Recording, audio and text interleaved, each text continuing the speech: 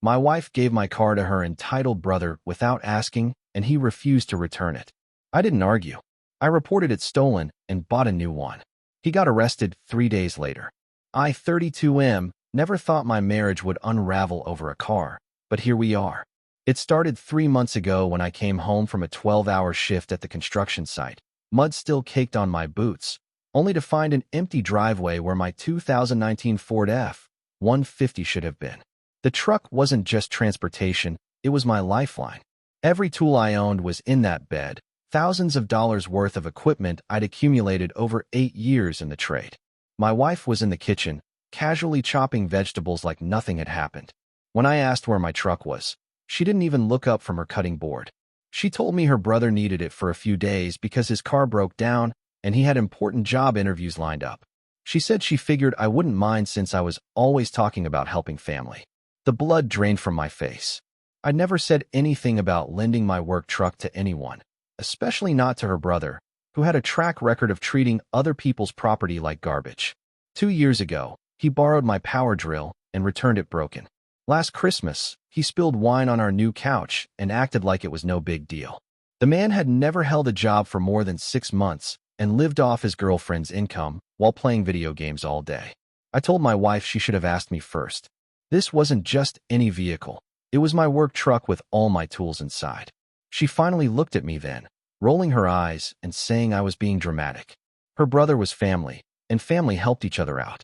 She reminded me that her parents had helped us with the down payment on our house, as if that gave her carte blanche to make decisions about my property. My hands were shaking with anger, but I kept my voice steady. I told her to call her brother and tell him to bring the truck back immediately. She laughed and said he was probably already at his first interview and couldn't be disturbed. She suggested I take her car to work for a few days, completely ignoring the fact that her Honda Civic couldn't carry a single piece of plywood, let alone my entire tool collection. That night, I barely slept. I kept thinking about all the jobs I'd have to cancel, all the money I'd lose without my tools. I'd worked my ass off to build my reputation as a reliable contractor, and now I might have to disappoint clients because my wife had made an unauthorized decision about my livelihood. The next morning, I called her brother directly. He answered on the 4th ring, sounding like he'd just woken up despite it being nearly noon. I told him I needed my truck back today because I had work. He yawned and said he still had 2 more interviews scheduled and would get it back to me when he was done. When I pressed him about my tools, he seemed genuinely surprised that they were important, like he'd never worked a day in his life. Which, come to think of it, he probably hadn't. I told him those tools were how I made my living and I needed them back immediately. He got defensive, saying I was being unreasonable and that his sister had already given him permission. He hung up on me when I started explaining that my wife didn't have the right to lend out my work equipment. For the next 2 days, I had to rent tools for a bathroom renovation job, eating into my profit margins. Every time I called her brother, he had another excuse. First, he needed the truck for a second interview. Then he had to help his girlfriend move some furniture. Then he was out of town visiting his grandmother. Each excuse was more ridiculous than the last. My wife kept defending him, saying I was being selfish and that his job prospects were more important than my temporary inconvenience. Temporary.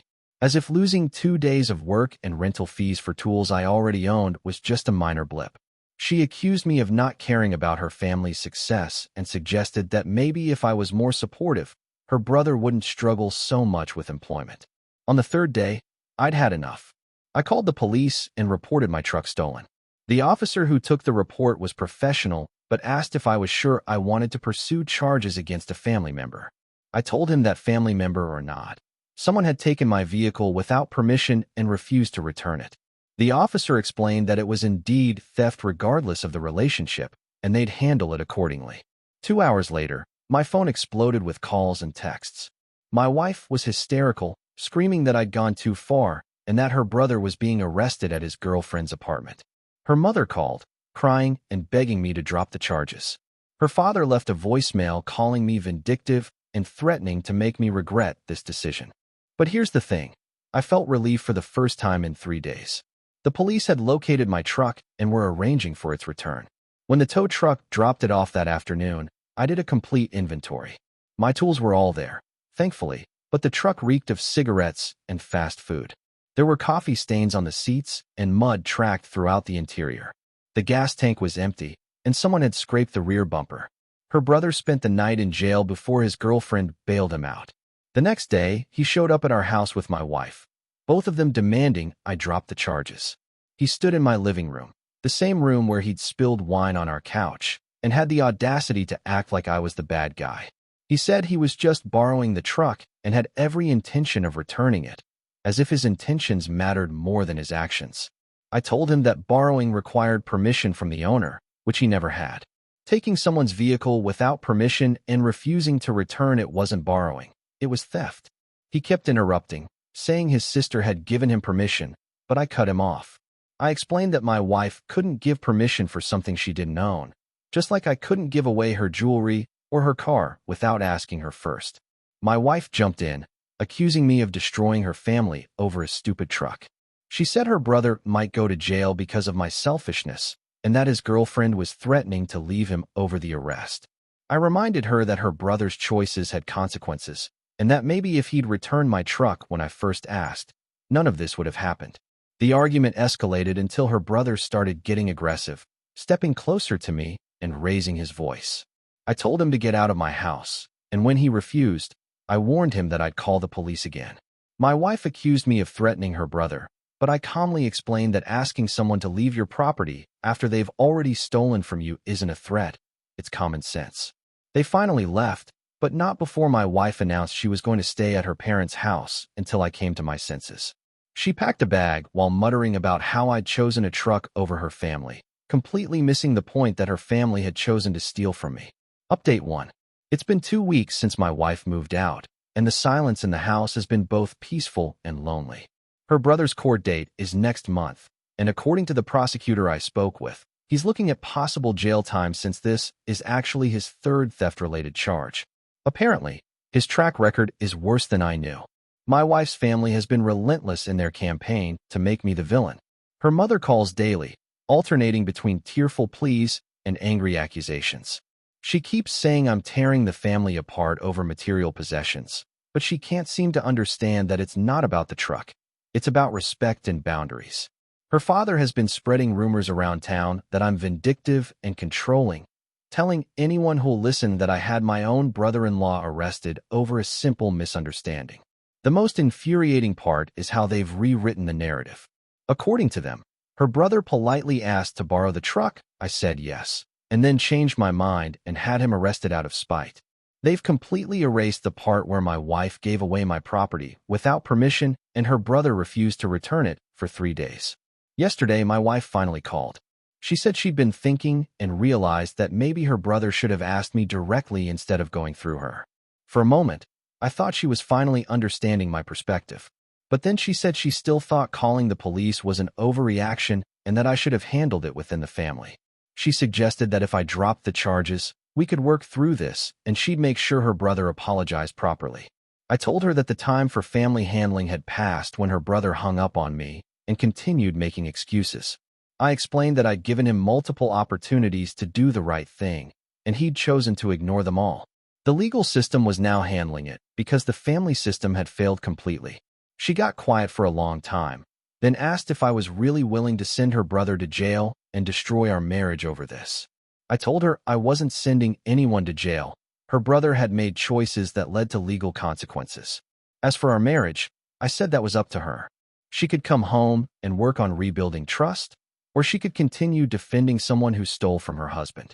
The conversation ended with her saying she needed more time to think. That was 3 days ago. Update 2. A month has passed, and the court hearing finally happened yesterday.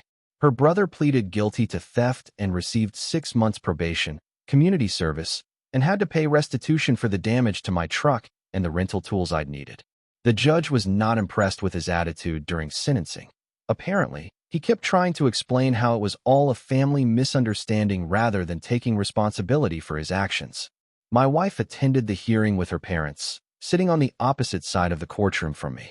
When her brother's sentence was announced, her mother started crying loudly, and her father glared at me like I was personally wielding the gavel.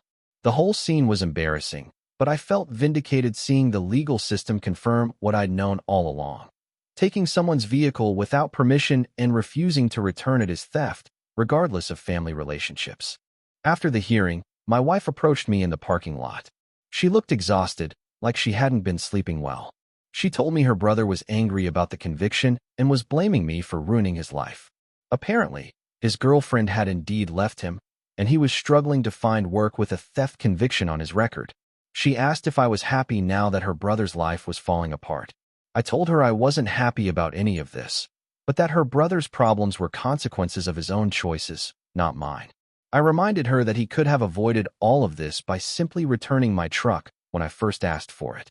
Instead, he'd chosen to make excuses and act like he was entitled to keep my property indefinitely.